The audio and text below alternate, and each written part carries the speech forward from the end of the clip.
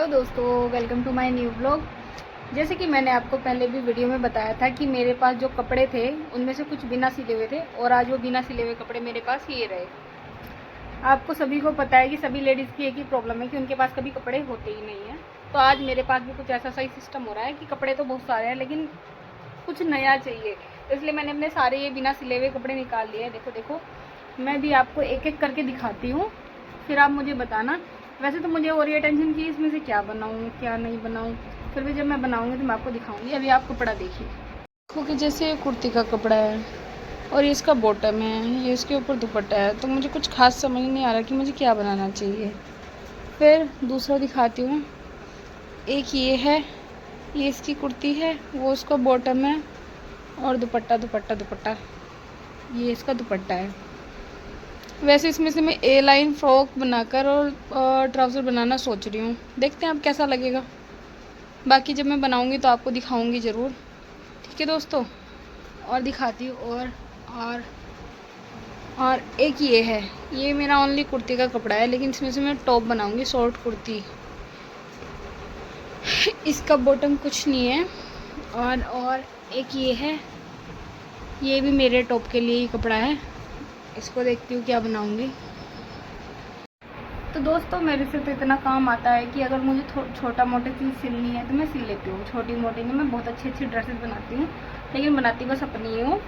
तो ये चीज़ स्टार्ट हुई थी, मैं आपको इसकी स्टोरी बताती हूँ। जब मैं 8th क्लास में थी ना, तो मेरे स्कूल की ड्रेस का थोड़ा पैटर्न चेंज हुआ था। उस टाइम मुझे किसी ने बना के नहीं दिया था और वो पैटर्न थोड़ा सा डिफरेंट था। जैसे आता है ना, ऊपर से स्टेप वाले और अंदर शर्ट लग जाए, तो स्टेप वाला मुझे कोई बना के नहीं दे रहा था और मुझे अगले दिन जाना था स्कूल।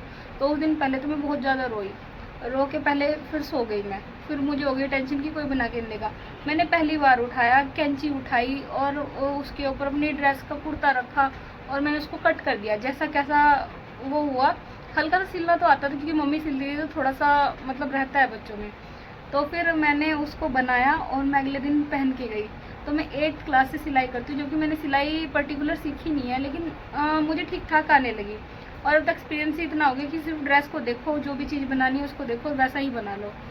अब मुझे लगभग 15 साल हो गए हैं खुद के सिलते हुए, और खुद के सिलते सिलते अब फिनिशिंग इतनी आ गई है। अब साइज़ कुछ हो, ड्रेस कुछ हो, अब तो ऑटोमेटिकली बन जाती है।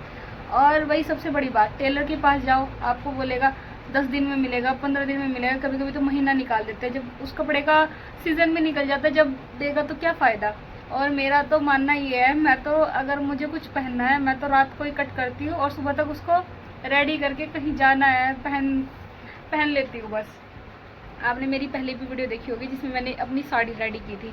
मुझे तो ड्रेसेस बनाना, खुद की बनी हुई ड्रेसेस बहुत अच्छी लगती है, और किसी का तो मुझे इतना पसंद भी नहीं आता। जैसे मैं अगर सिलवाती हूँ कहीं से तो डिसअपॉइंट ही होती हूँ। तो इससे अच्छा है कि मैं अपने आप बनाऊँ और अपने आप अच्छी अच्छी ड्रेस बना के पहनूँ, तो मेरा बहुत मन खुश होता है और शांति मिलती है, एक माइंड रिलैक्स भी हो जाता है।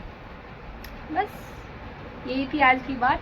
अब मैं जो जो ड्रेसेस बनाऊंगी मैं आपको नेक्स्ट वीडियोस में दिखाऊंगी कि मैंने इन सब से क्या क्या बनाया। और मिलते हैं आपको नेक्स्ट व्लॉग में। धन्यवाद दोस्तों, बाय बाय, अपना ध्यान रखिए, बाय बाय।